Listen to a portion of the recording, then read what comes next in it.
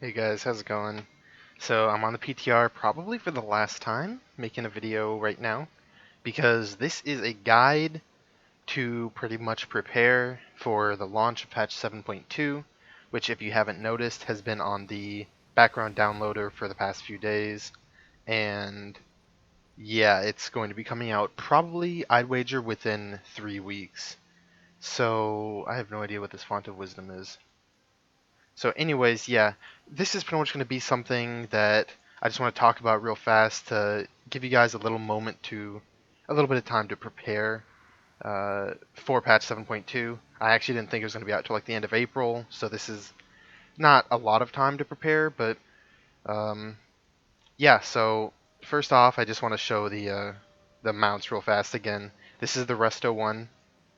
It's a little stormy and I don't know, they say it's supposed to be watery, but it's really not. The next one is the enhancement one, and the enhancement one is air. Looks pretty cool. And then of course the elemental one is going to be the fire one. Now keep in mind it's cool that we have the pretty much all the mounts that I've seen have custom animations when you actually mount them, instead of the normal like you're doing this thing. It's like this cool whoosh, whoosh, swirly thing and then boom. And the mount special is this. It's pretty damn cool, honestly. So, anyways, this was completely not what I wanted to be doing in this video. So, to get down to business, here are a couple tips that I recommend that you guys start working towards for 7.2 launch, which hopefully will be within 2 to 3 weeks. So, the first one is gathering a lot of resources. The order hall resources right here. You're going to want, honestly, in my opinion, probably like 30 to 40,000. At least you're going to need a good chunk right off the bat, because the journeyman guy that upgrades your order hall thing, here's the thing for the second legendary. There's now two more things here, and if they stay current on the PTR, we pretty much have 10,000 resources for a 1 day research, which your options are to increase the number of champions you can have active at once by one, so you can have 6 champions instead of 5, which is really nice, especially if you want like a bodyguard. Or you can recruit a new Earthen Ring Protector, powerful troop. They have a random ability and can counter either minion spells or hazards, in addition to increase success chance of missions by 30%. Research time 1 day, 10,000. So you have the choice between both of these. 10,000 resources 1 day. That's a lot. You're going to want to research this first, because the second one here is the Legion Fall United. Artifact power items gained from world quests and missions have a chance to grant double artifact power that costs 15,000 and a 5 day research time. I'm hoping these are not just placeholder times, because originally the double relic trait thing took like 2 or 3 weeks to research and it costs like 25,000. So I hope it stays as is. I doubt they'll change it at this point in the PTR. I know this is kind of controversial, Legion Fall United, but honestly, getting this fast will be worth it in the long run, because you're going to be getting a lot of extra traits, which again leads me into my next thing I want to talk about, is getting 54 in your weapon right off the bat. So on live, you can get up to 54, which gives you like a bunch of points in Stormkeeper's power, increase your damage by 14.5%. Once a patch hits, all artifact power per weapon will be refunded. So everything from past 35 will be refunded to you, the amount of points you get, and you'll be able to get your 4 new traits here, as well as being able to put 1 point in each of your additional traits, or of your traits that we've been having for a while. I can't even speak. So pretty much this means that if you're not already 54 in your weapon, by the time 7.2 launches, you're already going to be even further behind. But again, it's not a huge amount, because you'll only be able to purchase 4 traits total. You'll be able to get the Power of the Earthen Ring right off the bat, increase damage by 10% and stamina by 10%. So instantly, we went from 14.5% to now we have 5% and 10%. So our damage already straight from the get-go should be getting buffed, just straight up, in all circumstances. And then you'll be able to put 3 points in your next trait here, which is Elemental Destabilization, which, if the math and everything and the theory crafting works out, the guys over at Stormearth and Lava are working on this right now. it'll pretty much probably be our best trait, and if it's not our best, it'll be really good. So you'll be able to get 3 points in this and 1 point in Power of the Earthen Ring right off the bat, and then you'll be like 80 to 90% on your way to the 4th point Elemental Destabilization. That's what I was able to put in just by doing a few world quests, getting that last extra point in. Then you're going to have to go towards Swelling Maelstrom and Seismic Storm. But the point being is you want to get 54 in your weapon right off the bat before this patch launches, just so you'll be able to get that going and whatnot. So another one of the things here is the Order Hall. I don't even know what it's called. The research notes here. So research notes are back. It goes all the way up to 50, I believe, from 25. And the bonus from live right now, which is 24,900% extra at level 25. And once you get level 26, like one thing of artifact knowledge after the patch comes out is going to bump you up to 100,000. So it's just over 4 times gain from all artifact power things that you're going to be getting. So that's going to be really important. And then getting the Order Hall research right here is going to be important as well. So you're going to want resources again to get these 2 research class advancements, as well as 500 resources minimum to start up your artifact knowledge, which is really important. And then of course there's going to be missions as well. Now the other thing I want to talk about is preparing and like saving your follower gear, your armor sets, and anything that increases your champion's item level. If you're not already maxed at what I believe the max is currently 850 on live, there's now missions that go up to 900. So your follower item level can be increased up to about 900, I believe, on 7.2 PTR.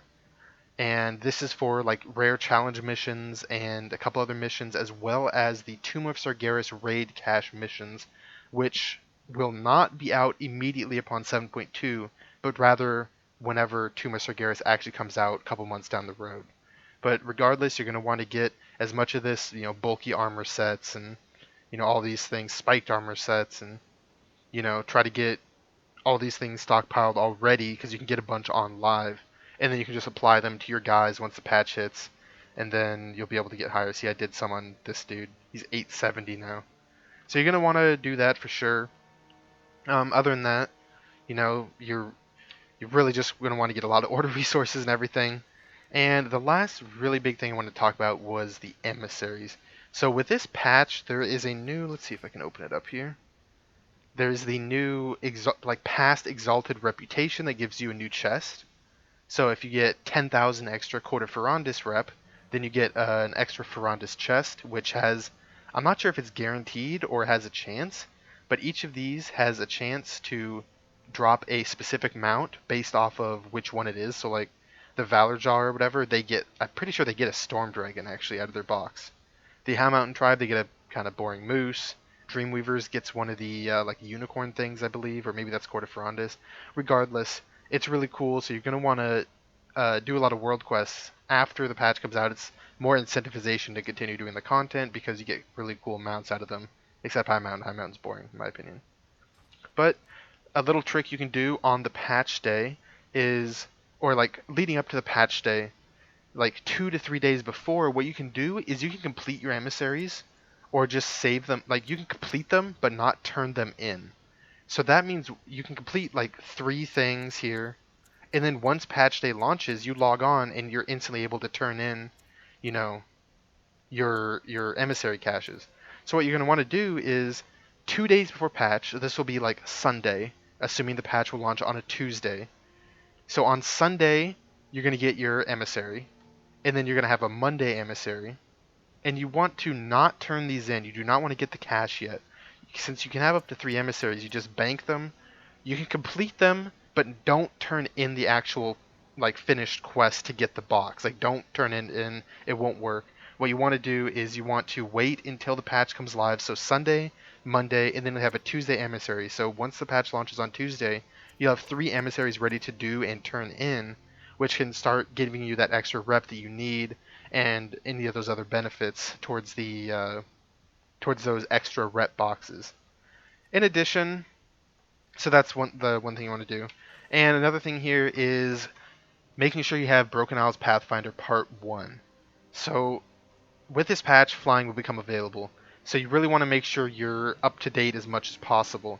So what you want to do here is make sure you have Broken Isles Pathfinder Part 1 completed before the 7.2 launches in a few weeks. So to complete this, you're going to need Broken Isles Explorer, which is just explore the Broken Isles, find all the little zones and all the little nooks and crannies in the zones. Lore Master of Legion, which is completing the 4 zones. It might actually be Suramar as well. So doing all the main storyline is in there. Variety of the Spice of Life, I don't remember which one that is. That is 100 different world quests, so literally just complete 100 different world quests. That one's pretty easy.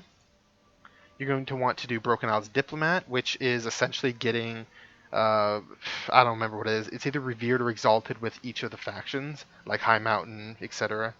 And then a Glorious Campaign, which is the Suramar campaign.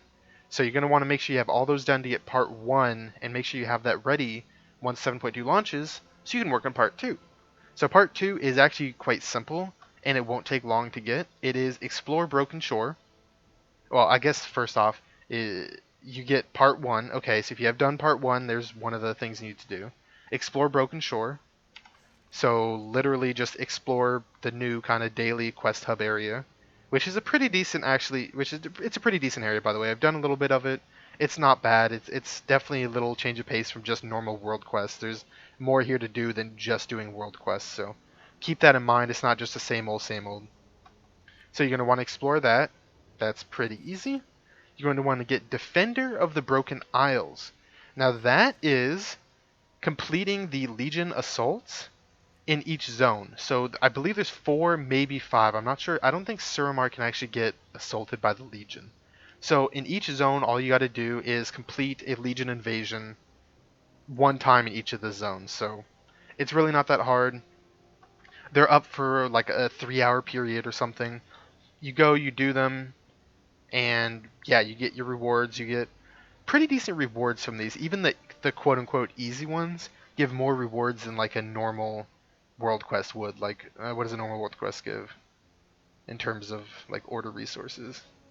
So like 370 order resources from like a normal random world quest.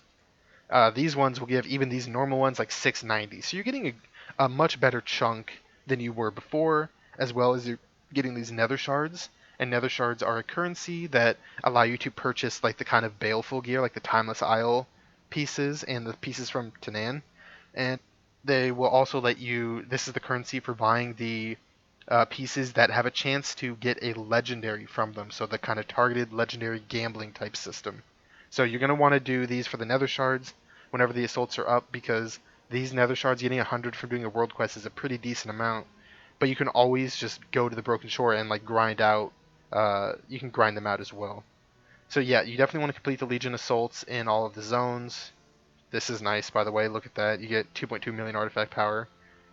It's I have a few levels of artifact knowledge on this character, like 4, so this is already, you know, way more than we have on live. So yeah, anyways, complete the 4 zones, and then the last one is Legion Fall Commander, which I believe is get revered with a new Legion Fall rep. Let's look. Earn revered status with the armies of Legion Fall. So, armies of Legion Fall, I'm already friendly. I've barely done anything. I like did the setup for the Broken Shore. I've done some world quests. I'm already friendly. I'd imagine this won't take longer than like 2, maybe 3 weeks tops. So once the patch comes out, as long as you're staying on top of stuff, you'll be able to get your flying pretty quickly. So that is really all I have for you guys here. This is much longer than I wanted it to be, and I'm sorry for that, but I want it to be thorough and go on my normal little rambles that y'all love or hate me for. So again, just keep these little things in mind and be fully prepared once 7.2 launches, hopefully in a few weeks. I'm guessing no later than April 4th. I honestly believe it'll be by April 4th at the latest. So we'll see what happens then, and yeah, we will go from there. So thanks a lot for watching, and I'll see you guys later.